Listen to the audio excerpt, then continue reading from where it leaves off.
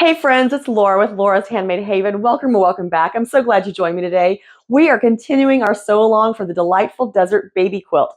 We've only got 2 more blocks to go. I cannot believe that we've made so much progress in what seems a short amount of time. Not quick enough though, because I'm sure that baby's already here by the time this video posts.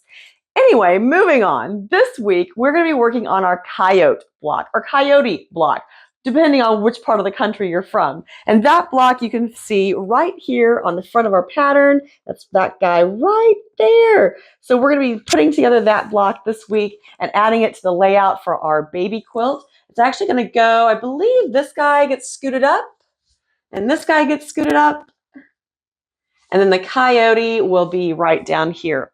So we're going to go on over to the sewing machine and get stitching because I have all of my pieces cut out and ready to go. Okay, so we're going to start working on our Coyote block. For anyone who hasn't watched my videos before, I am using a Juki DX7. I have my stitch length set to 2.2. I'm using a 1/4 inch piecing foot. I use Metler Silk Finish 100% cotton thread. I do use the cone spools because I have the attachment for my Juki, and it is the same thread in the top and bottom. So that's what we're going to do. The first portion of the Coyote block that we're going to work on, figure 1 is on page 24 in the pattern booklet. And this is the ears section. Basically, we're just going to do 2 stitch and flip corners to make those cute little coyote ears. Now you're going to see that I do kind of a little cheat here, and I just swing it around to get the other square and do the other ear. You can do that if you just give yourself a few little chain stitches between that are off the fabric, and you can just go ahead and stitch both sides, both of those squares down onto your rectangle.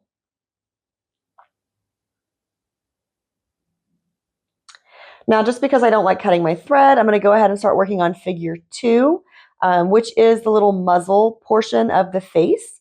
So you're just going to see that I'm going to start working actually with the eyes first. It's like the face unit. And I'll start working with the eyes and then the muzzle for the coyote. Okay, just giving those little ears a finger press, putting those to the side for now, and we'll continue working on our face unit.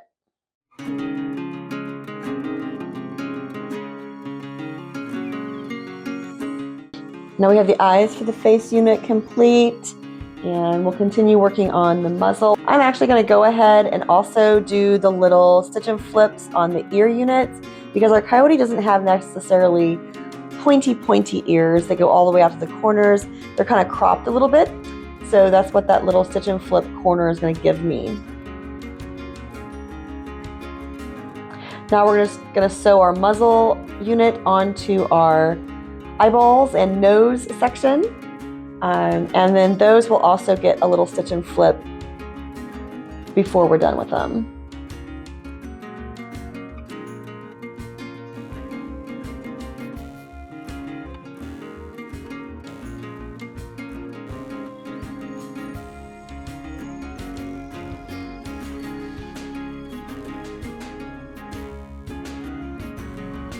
I'm going to go ahead and add the top head piece for this, and now I am working with figure 4 a little bit here.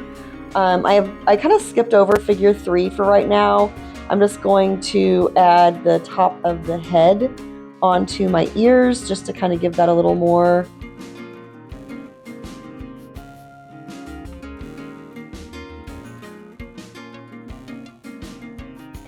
All right, now I have the face unit completed, giving that a finger press, setting it off to the side, and now let's do our side units. Now the side units are opposite because you have one to the left, one to the right. So it's important to keep your pieces straight in your mind. I would just encourage you to follow figure 3 from the pattern booklet and lay those out on your extension table or design board just so you can keep them straight in your mind. Now remember, I am very anglely challenged, so I definitely will want to lay these out beforehand just to make sure I get those angles sewn correctly. This block is really coming together quite quickly. There's not too much difficulty here. Now you may notice that the side units and the face unit don't look like they're going to match up, but that's because of that 1/4 inch seam. So once we have the side units attached to the face unit, you'll notice that those angles match perfectly with the muzzle unit.